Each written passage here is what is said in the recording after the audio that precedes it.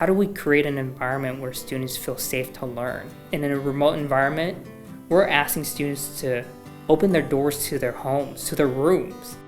Our students are feeling disconnected more than ever, right? They're connected to the internet, but they aren't connected to human to human. That's what we're wired for. As humans, we're wired to connect with one another.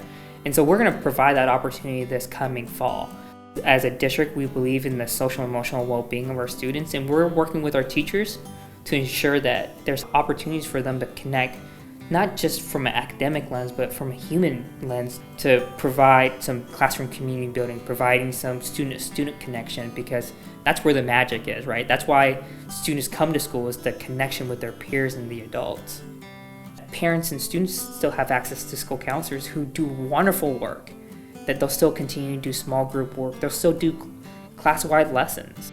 We have counselors who are ready to help support our seniors to begin to apply and graduate, ready for some of our students to think about, what does life look like beyond high school? So we still have counselors who are doing this work every day, and they're absolutely a support to our students as well as our community-based agency. Teachers have resources around how to connect with students on the individual level, in a small group level, in a whole class level. And then also pushing into thinking about what are some of those social emotional skills that a student may need during this time so that they can engage in academic and coursework. We're going to provide online access through Teams. They'll have a specific tab and link that they can tap into. They'll click the Teams link, and there's going to be many resources. There'll be relationship resources. There'll be classroom expectation resources. There's going to be resources around promoting the student well-being. There's going to be resources around what specific social emotional learning activities can you tap into to increase a student's self-awareness. We are being as creative as possible to make sure that students feel supported. We know that sometimes a telehealth model can be challenging and navigating the time and slots, so we're exploring different creative opportunities with our community agencies.